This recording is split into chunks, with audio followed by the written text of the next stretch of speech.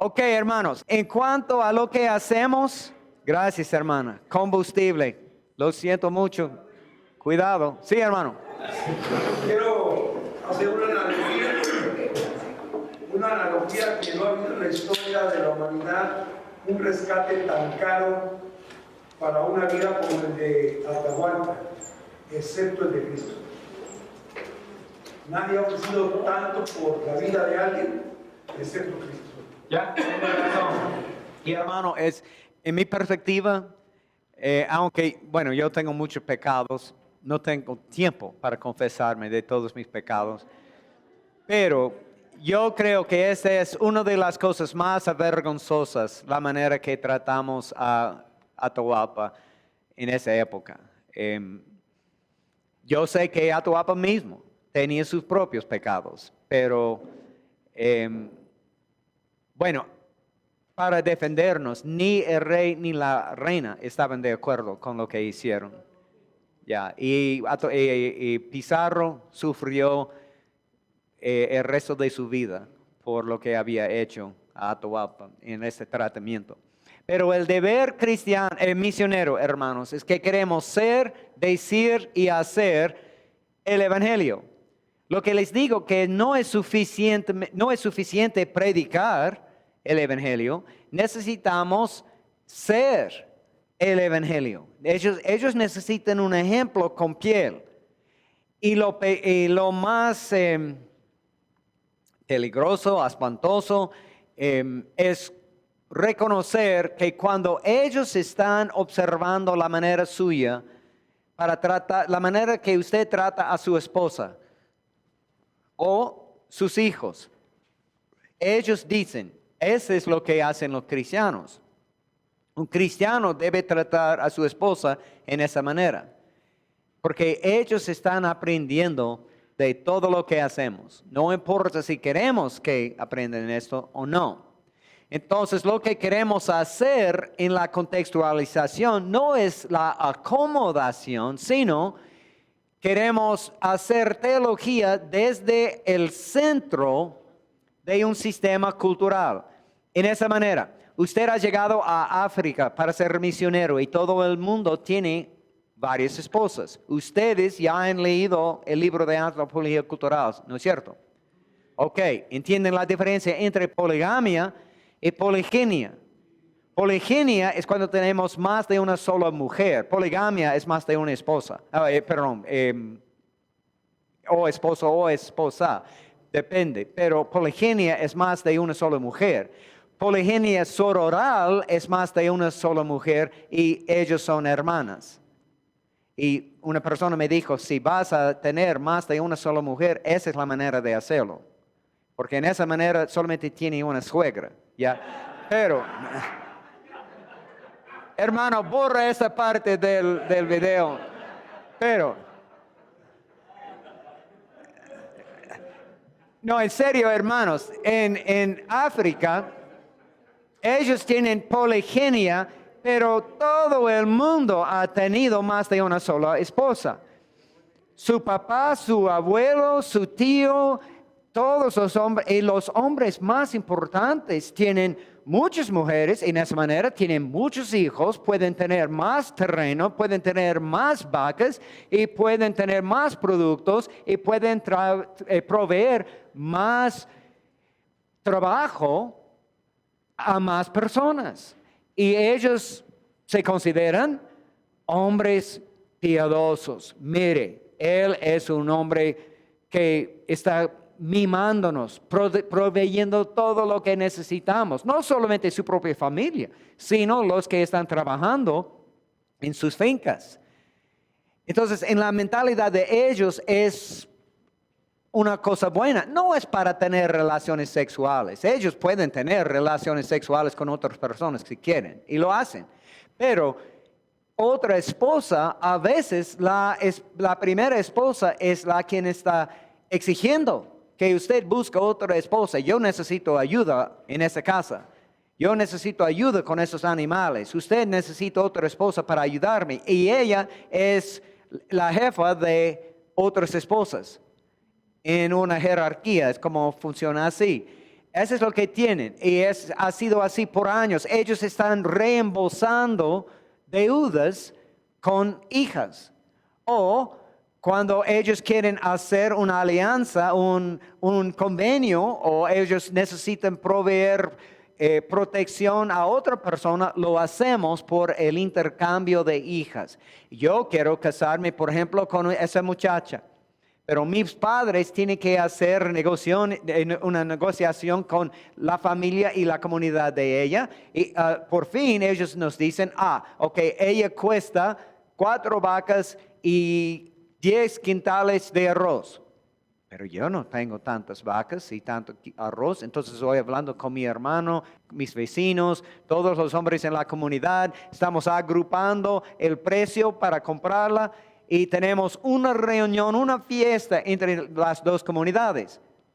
Después, ella quiere regresar a la casa de su mamá. Y cuando ella llegue a casa, su papá está preguntándole, ¿por qué está aquí? Porque él no es un buen marido. No me importa. Ya hemos comido las vacas y el arroz. Y estaremos en la pobreza si permitimos que usted regrese, porque necesitamos reembolsar el dinero. Entonces es la manera de casarse y para continuar casados. Es toda la fábrica de la sociedad, está entretejido con poligamia. Y usted ha llegado como misionero. Al sembrar la iglesia, al formar nuevos discípulos, usted está anotando que muchas personas tienen más que una sola mujer y usted les dijo, señores, sabe que el Señor permite un hombre, una mujer por la vida. Entonces, ustedes tienen que divorciarse de las extras. Pero, Señor, ¿quiénes son las extras? Todas las esposas después de la primera.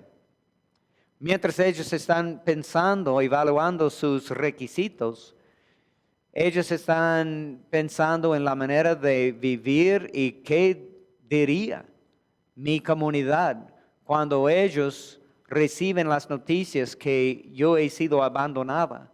Y es la palabra del misionero que hizo que mi esposo me abandonó. Y el misionero está diciendo, ¿quién puede ser miembro de esa nueva iglesia? Las mujeres sí, porque solamente tiene un marido. Pero los hombres no, porque tienen más de una sola mujer. Bueno, ellos pueden ser miembros, pero necesitamos hacer disciplina eclesiástica para excomulgarlos, porque tienen más mujeres. Pero cuando ellos están pensando en el divorcio, uno de ellos se acerca diciendo, ok, usted dijo que necesitamos divorciarnos, ¿no es cierto? Sí, lo siento mucho, pero es así. Pero estaba leyendo la Biblia anoche y la Biblia dice que el Señor odia el divorcio. Parece que el divorcio es un pecado. Bueno, sí, tiene razón, es pecado, pero también tener más de uno. Entonces, ¿cuál es el pecado peor? ¿Tener más de una sola mujer o el divorcio? Y otra persona se acercó diciendo, estaba leyendo en la Biblia anoche y parece que todos nuestros héroes del Antiguo Testamento tenían más de una sola mujer. Y el Señor no estaba juzgándoles por hacerlo. Y de hecho, a algunos de ellos, el Señor mismo les dio mujeres extras. Bueno, no importa, tener más de una sola mujer es pecado. Y una muchacha, una divorciada que tenía 23 años, se acerca diciendo, usted dijo que mi esposa mi marido tiene que divorciarse de mí. Sí, lo siento mucho, pero así es. Pero él está ahí. Sí, mire, ahí se va mi esposo. Estoy viviendo como si fuera viuda el resto de la vida, porque él tiene que divorciarse. Pablo dice en la Biblia que no debemos separarnos el uno del otro, sino por un tiempo para oración y ayuno, pero después debemos unirnos de nuevo para evitar la tentación. Y usted está diciéndome que yo necesito vivir como soltera y viuda el resto de mi vida mientras mi esposo, mi marido está ahí. Y usted está pensando entonces, ¿qué puedo hacer?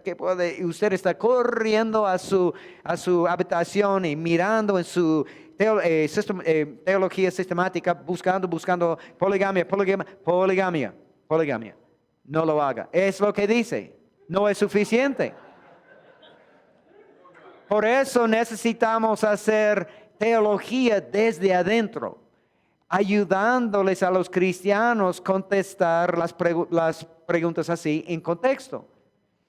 En China, como les dije, el hijo mayor tiene que hacer todos los ritos para que sus antepasados tengan una eternidad buena.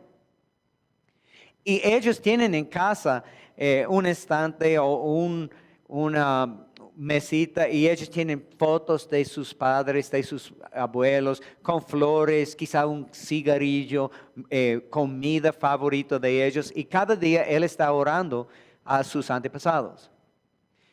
Bueno, milagrosamente, este hombre de 25 años, él es el primer hijo en la familia, pero él acepta a Cristo. Milagrosamente, porque es bien difícil para ellos aceptar a Cristo y negar a toda mi familia, pero él lo hiciera.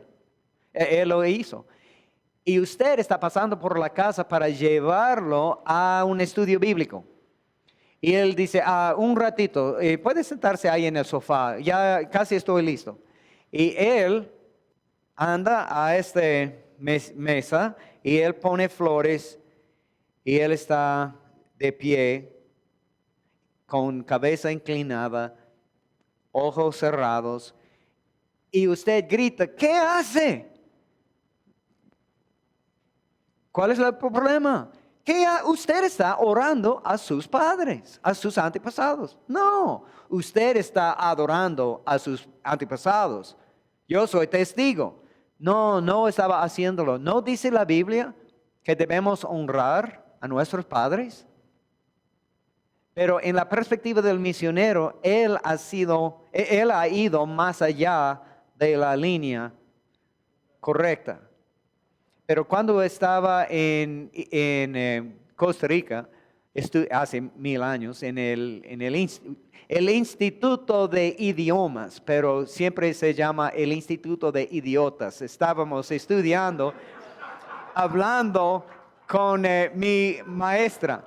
Y mi maestra estaba preguntándome en este examen oral, ella dice, porque lo que los maestros quieren hacer en un examen oral es empujar el estudiante al extremo de su vocabulario para averiguar si él puede explicar algo sin tener el vocabulario. ¿Ya? Entonces, por ejemplo, con mi esposa, el maestro le preguntó a mi esposa, ¿qué haría usted con una llanta baja o algo así? Y ella no tenía ningún vocabulario para explicar el gato y todo lo que sea necesario para cambiar la llanta, etc. Pero tenía que explicar, esa es lo que hacen en un examen. Pero mi maestra estaba preguntándome, ¿qué hacen ustedes en los estados con un difunto, cuando una persona muera? Y estaba explicando lo que hacemos con el difunto. Tenemos estos lugares de funerales, casas de funerales, donde tienen esos ataúdes, ellos tienen la habilidad de vestir el difunto como si fuera durmiendo y toda la familia viene, traemos flores, estamos hablando con la viuda, o sea, quien sea. El próximo día tenemos un culto, estamos orando al Señor, dando gracias al Señor por todas sus bendiciones. No estamos pensando en el difunto en sí porque creemos que Él está en los cielos o está en el infierno, no podemos cambiar su estado, pero estamos honrando al Señor en este culto de adoración en medio de este funeral. Después vamos al cementerio para poner el cuerpo en el suelo, dejando las flores, y de vez en cuando toda la familia está en nuestra ciudad como reunión o Navidad o algo así, a veces pasamos por el cementerio para dejar nuevas flores o para asegurar que nadie ha tirado basura en el lugar ni nada así.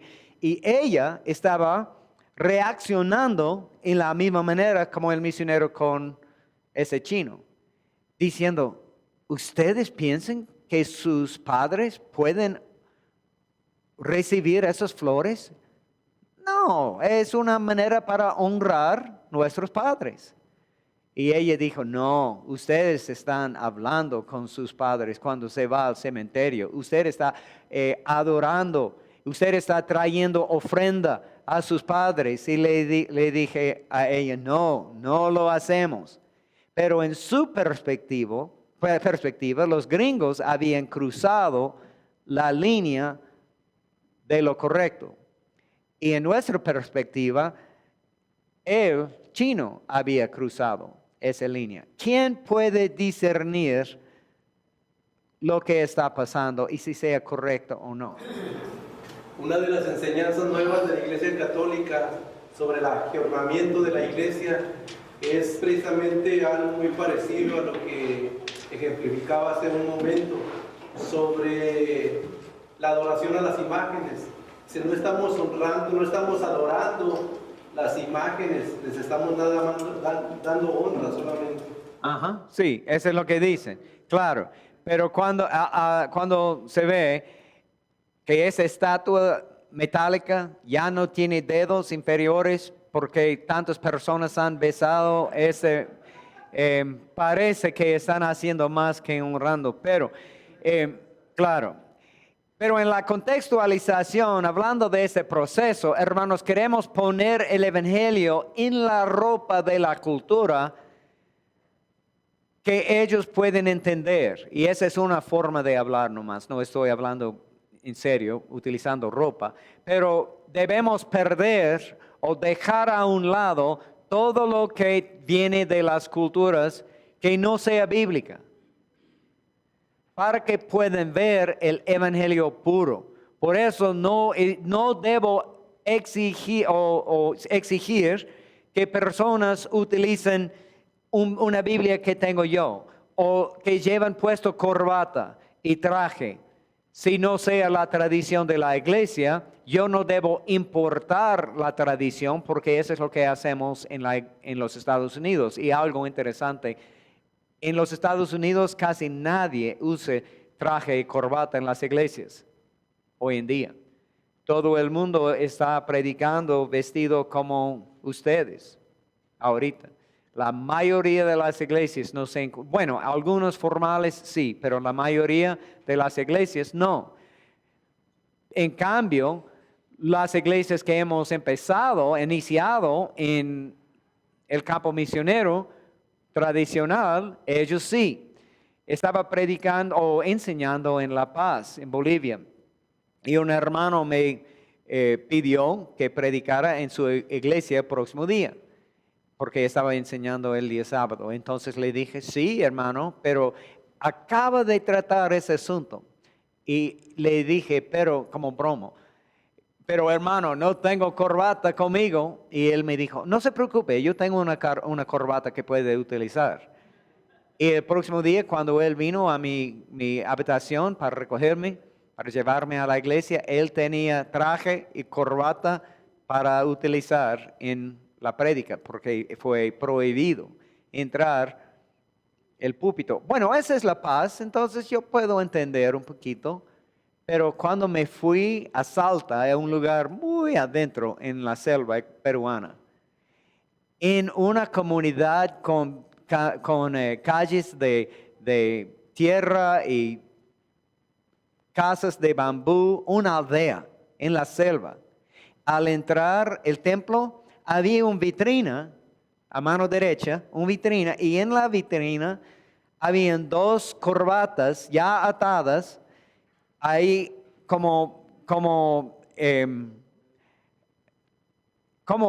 me parece que son amuletos o algo así, pero ellos me dijeron, no, si una persona quiere entrar el púlpito, aún para hacer un anuncio, él tiene que poner una de esas corbatas antes de entrar al púlpito, porque nadie puede acercarse al púlpito sin corbata, y después de hacer su anuncio, puede quitar su corbata y poner en la vitrina. ¿Por qué? Porque el primer misionero siempre usaba corbata. Y ellos, como la hermana Fortunata que estaba asumiendo que alfabetismo es necesario para ir a los cielos, también ellos estaban asumiendo que es necesario hacer esto. Entonces, cuidado, hermano, con los extremos.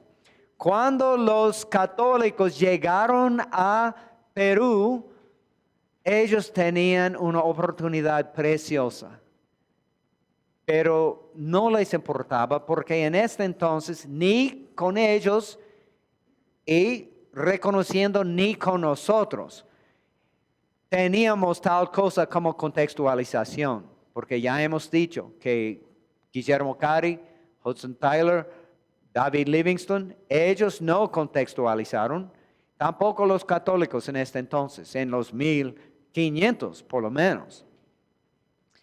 Los incas estaban adorando ¿qué? El Inti, el Inca mismo, las montañas y las huacas encima de las montañas y Pachamama, la diosita de la tierra, Pachacurchu se dice técnicamente en Quichua.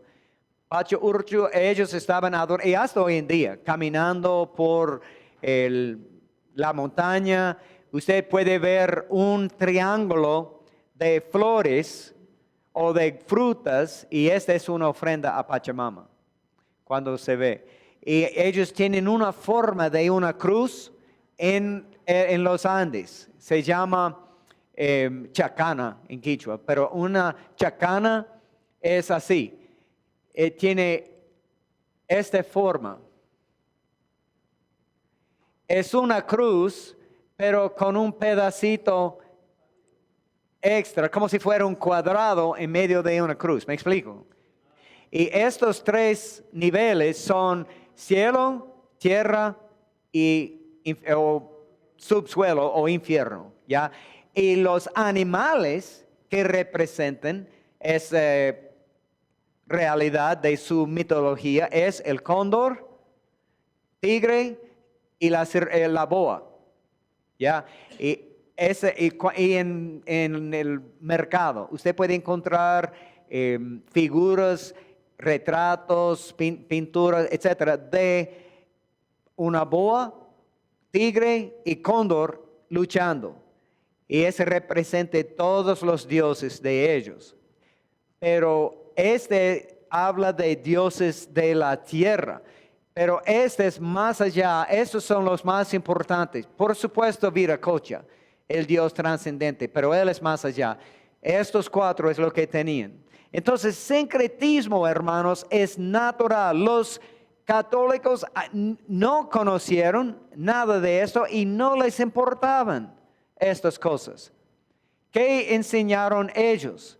Ellos estaban hablando de Dios en los cielos, hablando de Jehová. Bueno, para los incas, cuando ellos estaban de Dios en los cielos, ellos estaban pensando en Inti, en el sol. Y cuando los católicos estaban hablando de Jesús, el Hijo de Dios, la encarnación de Dios, entonces ellos están hablando del Inca. Y en todos los lugares donde habían huacas, lugares de sacrificio en las montañas, los católicos borraron, destruyeron todo esto para construir encima una capilla o por lo menos una cruz en la montaña, para que la gente pueda ver que el catolicismo ya ha llegado, pero en la mente del pueblo, ellos estaban diciendo, bueno, es un nuevo edificio de la misma religión, y estaban mezclando esas ideas. Hasta que en Lima, en la catedral de Lima, más importante, al lado del Palacio Presidencial, hay una pintura muy famosa, pintado por los indígenas cuando estaban construyendo esta catedral, y es la Santa Cena de Jesús y sus discípulos. Y en el plato fuerte frente de Jesús, la comida que están comiendo es un cuy. ese animalito que les dije ayer que los indígenas coman. Ese es porque en la mentalidad de un indígena pintando ese retrato de Jesús y de sus discípulos, por supuesto, esa sería la comida de esto. Y hablando de Pachamama, Francisco Pizarro estaba orando a María siempre, exigiendo que sus soldados lo hagan también. Entonces ellos hicieron una mezcla de todo esto. Necesitamos tener cuidado para aprender lo que ellos creen y lo que estamos trayendo para evitar esta mezcla. Pero también, hermanos, lo que enseñamos sin querer, sin propósito, pero estamos enseñando con nuestra vida o con lo que hacemos en casa, ellos piensan, como Fortunata, ellos piensan que eso es bíblico. Podemos ir a una iglesia evangélica en la Nochebuena para tener un culto especial, un sermón de la primera venida de Cristo. Podemos cantar himnos preciosos de Emmanuel y himnos navideños y etcétera. Y podemos despedirnos de todos. Después de la Santa Cena hay algo bien especial, hablando de la venida de Cristo. Podemos ir a casa y prender la televisión para ver toda la propaganda del mundo, de Santa Claus y de todo esto. Y debemos decir a los niños, ok, hay que ir a cama para que Santa Claus puede venir y traer regalos y todo.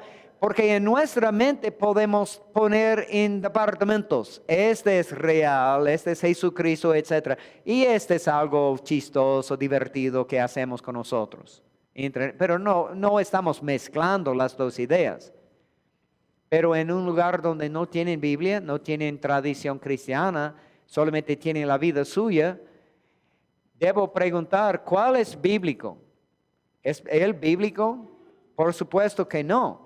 O quizá esto, como expliqué ayer, cuando los católicos llegaron a Europa, donde ellos estaban ofreciendo sacrificios a su diosita, casi como si fuera Pachamama, pero de fertilidad en Europa, utilizando estos símbolos de fertilidad que ya pertenecen a la celebración de la resurrección de Cristo. No en las iglesias, por supuesto, pero en mucha de la cultura gringa se ve esto. Otra cosa de América Latina que a mí me gusta, que ustedes tienen Pascua y no tienen Easter como tenemos en Gringolandia. Muchas personas piensan que no es una boda, no es una funeral, no es un culto adorando al Señor, si no ocurre en una iglesia, un templo dedicado a cristianismo. Es decir, una iglesia en casa.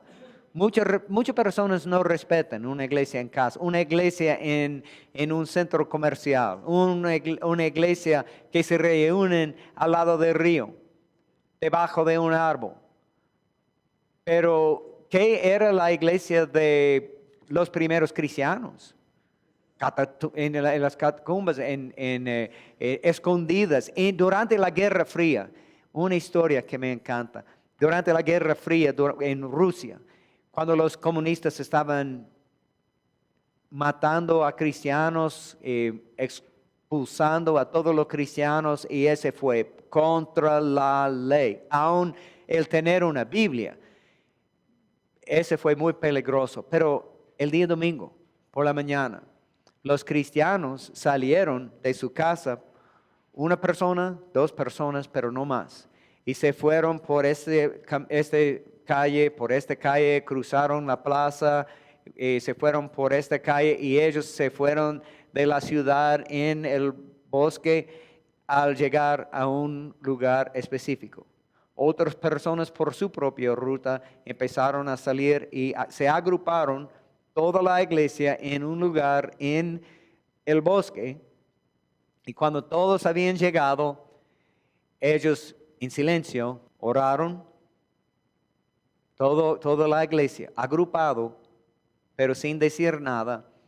Y después de un rato, alguien abrió un himnario y les mostró lo que estaba leyendo y todos sacaron sus himnarios secretos, abrieron sus himnarios a este himno, algunos himnarios escritos a mano, copiado de otra persona que tenía un himnario, y ellos cantaron este himno, Santo, Santo, Santo.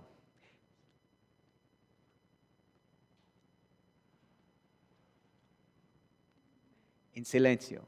Y después de un culto completo en silencio, una persona, dos personas, ellos empezaron a salir regresando a casa y el próximo domingo ellos llegaron otra vez para adorar al Señor.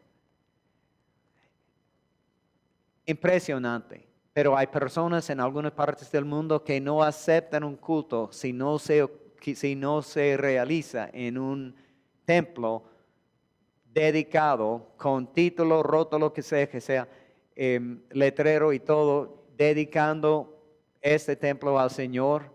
Y muchas personas dicen que este es bíblico, traje y corbata. Pero Jesús nunca predicó utilizando traje y corbata, y yo creo que Él está en los cielos. ¿Cuáles de esas cosas son pecaminosos, hermanos? Porque muchas personas piensan en actividades. Yo sé que estoy metiéndome en un lío, en legalismo y etcétera, pero no me importa, yo voy a hacerlo. Porque, hermanos, es así. Esa es la verdad. Si lo cree o no. Jesús más cualquier cosita es herejía. Jesús más nada es la salvación. Ok, pero a veces tenemos una cultura, y yo voy a utilizar mi cultura para demostrar que muchas personas en los estados de donde soy yo, en la parte de los estados de donde soy yo, piensan en esas actividades como pecaminosos.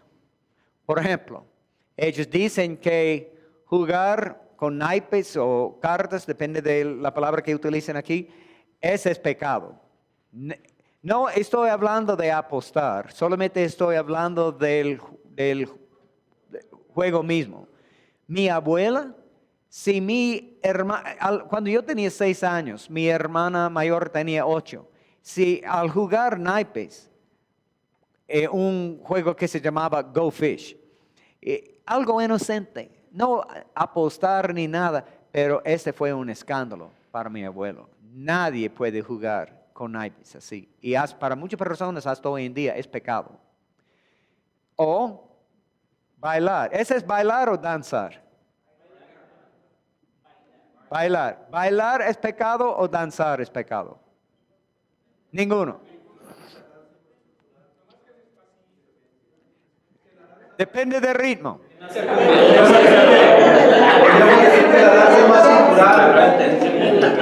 El baile es más de pueblo, de fiesta, de fiesta.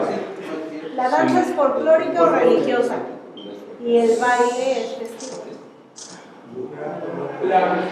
Nosotros en México consideramos la danza como algo no peligroso y el baile se considera como, en el pueblo mexicano, como algo pecaminoso. Tan solo la palabra baile ya es un escándalo. Ya. En todos los países es así. Personas tienen su perspectiva, pero la mayoría de las personas es que para ellos, para algunas personas eso es peligroso, porque tenemos un hombre y una mujer, obviamente bailando a la música, depende, como les dije, depende del ritmo.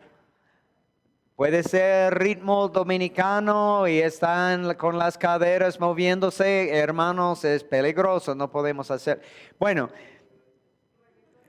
muchas personas piensan que ese es pecado, pero cuando una persona pero David, ese fue ese es religioso. Pero aunque ese está bien, ¿Lo haría en la iglesia ustedes? En cuanto a, por ejemplo, el día sábado por la noche, vamos a tener una fiesta en la iglesia y vamos a traer música de los rockeros y vamos a permitir que todo el mundo está... ¿No? Entonces no es pecado, pero no lo haríamos. Ok, solamente quiero averiguar. Jugar billares. No hay problema. Algo chistoso, interesante, etcétera. En la parte de los Estados Unidos de donde soy yo, hoy en día no es así. Todo ha cambiado. Pero en mi niñez, hace 1000 años, había la perspectiva de esas cosas eran pecaminosas. Pero nadie, ni el predicador, ni mi abuela, ni nadie puede decir por qué. Solamente dice que es pecaminosos lo que hacen. Bueno, en algunas, alcohol, tomar un vaso de vino, ¿es pecado o no? El pastor tomando una cerveza en su almuerzo en público. ¿Es pecado? O de una copa de whisky en su cena, ¿está bien? Pero el vino está bien. Es que más que también hay que considerar que no es que necesariamente se considere como pecado, sino mal visto. Y sea un testimonio, una situación que lastime a los débiles, por ejemplo. Ahí hay que considerar que esa puede ser una posición. Ok. Si es pecado, no es pecado. Pero si hay una cena que vamos a realizar en el templo el sábado por la noche para todos los matrimonios, todas las parejas de la iglesia van a venir para tener esta cena especial en la iglesia. Sábado por la noche. Vamos a servir vino en esa cena en la iglesia. Posiblemente. Pero no es pecado, pero no lo haríamos. Pero algunas culturas dicen que sí, es pecado. Nunca jamás debe hacerlo. Otros países dicen, no, está bien, porque tiene un problema con esas cosas. Yo tengo una lista de preguntas y al preguntar las culturas a dónde voy, al preguntar las culturas a dónde voy, esta lista yo puedo discernir más o menos qué denominación ha traído la iglesia a esa parte para sembrar iglesias evangélicas aquí y en qué década vinieron. Porque en los Estados Unidos hemos tenido una ola de cambios, por ejemplo, en los 1800, los 1900 hasta 1920, hasta este entonces. En los estados, vino está bien, whisky está bien. De hecho, el estado de Kentucky, de donde soy yo, es bien conocido por todos los tipos de whisky. Los whiskies más famosos del mundo, Jack Daniels, todo esto, Maker's Mark, todo esto salen de Kentucky o de Tennessee. Porque el tipo de piedra que tenemos en el suelo provee un filtro por el agua y cuando sale en cuevas es el tipo de agua que ellos pueden utilizar en la producción de whisky que dicen que es mejor. No sé, pero eso es lo que dicen. Por eso son famosos. Pero aún los pastores recibieron su sueldo en whisky en los 1800, 1920 hasta. Ellos recibieron, entonces dice en el acta de la iglesia, pagamos el pastor fulano de tal un barril de whisky. Y supuestamente él estaba vendiendo una parte para comprar maíz o carne, o sea que sea, pero es porque ellos como obreros, este fue el producto que ellos... Por ejemplo, mi abuelo era él estaba granjero con caña.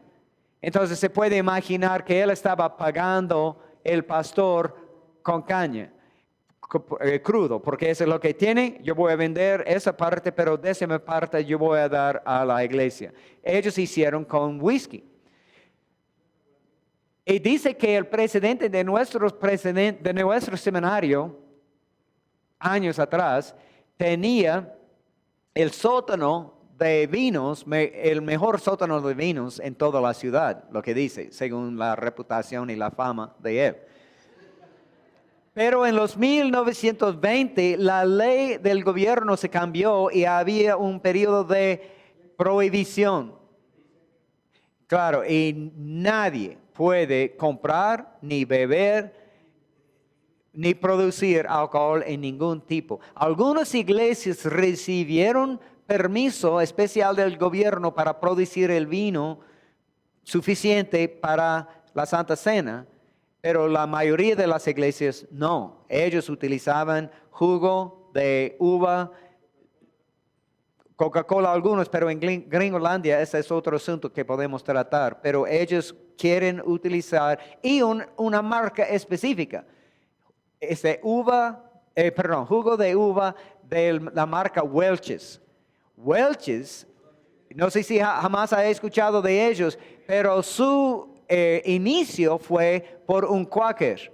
Y Quaker era un tipo de denominación muy rígida y ellos estaban produciendo este fruto de la viña sin alcohol. Este fue su razón de vivir. Eso es lo que hicieron.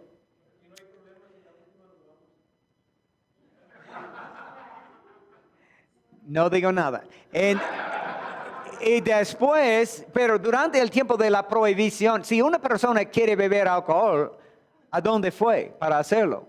A un lugar ilegal, escondido en la selva, o es decir, en el bosque, o en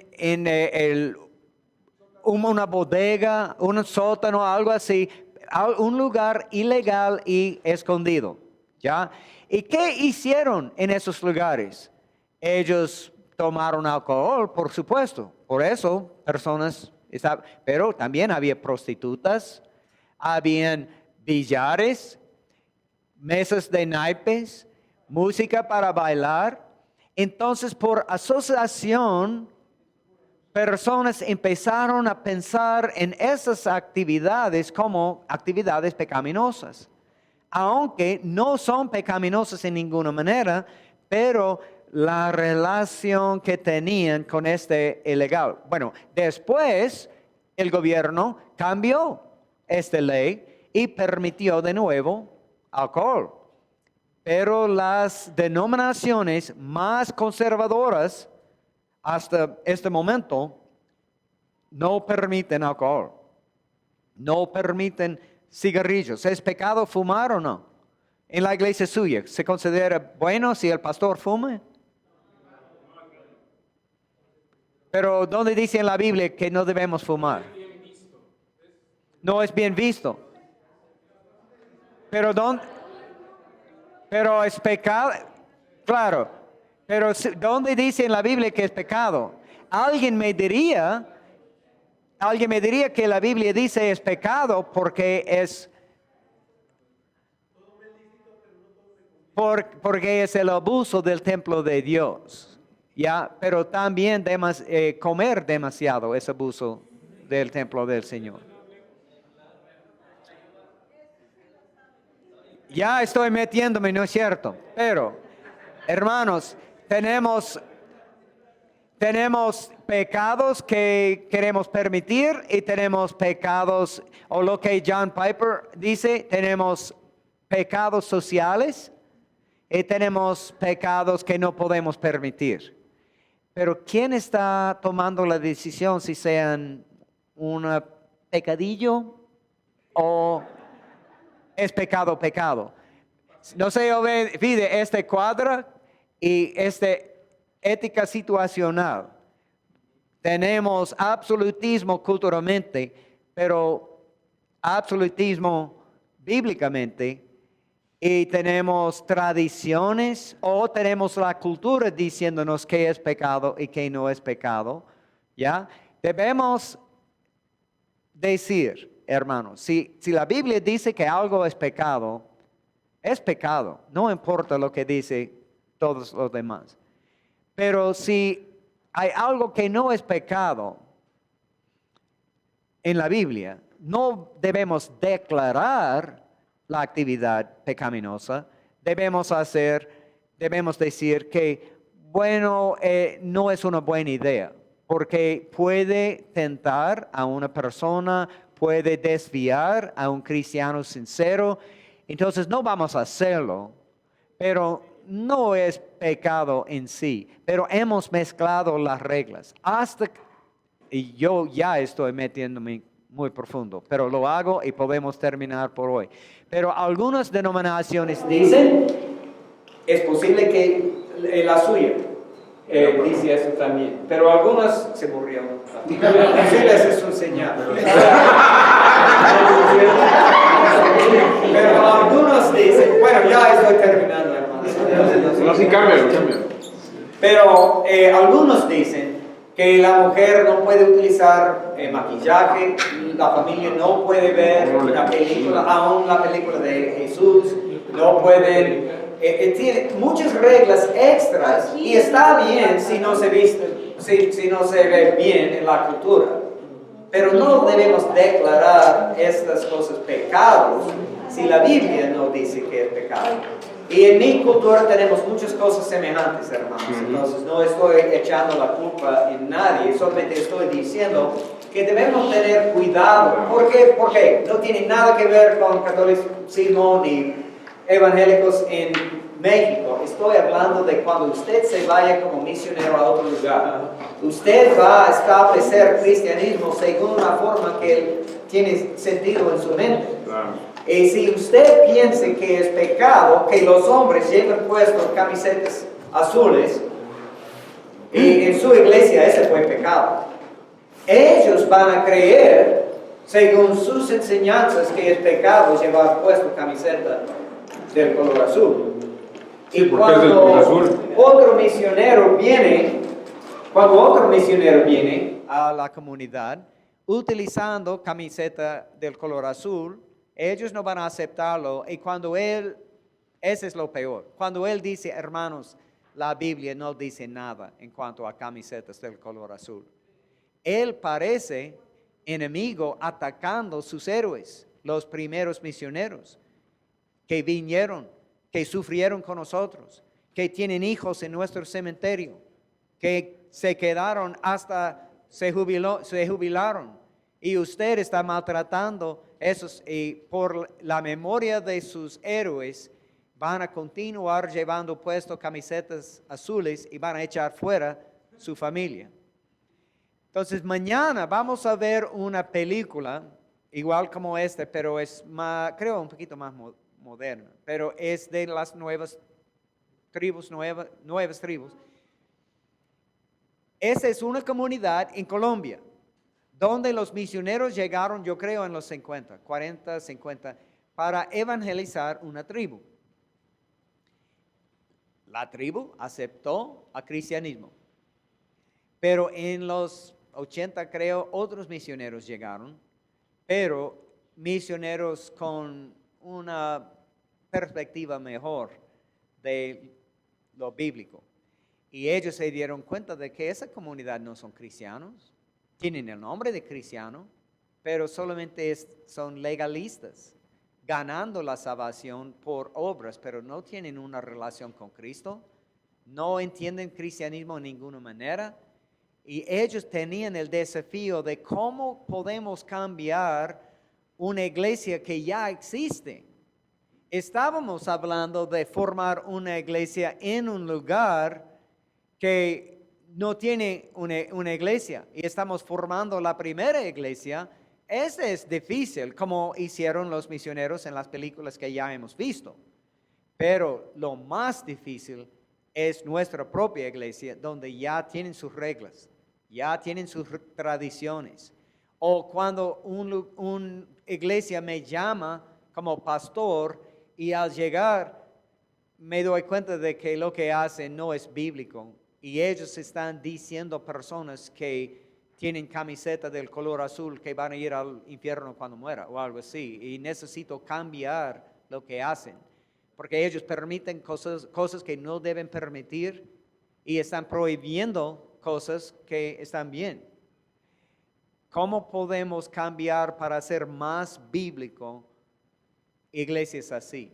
Eso es lo que vamos a hacer al empezar mañana por la mañana. Entonces, descansen y nos vemos a las 8:30.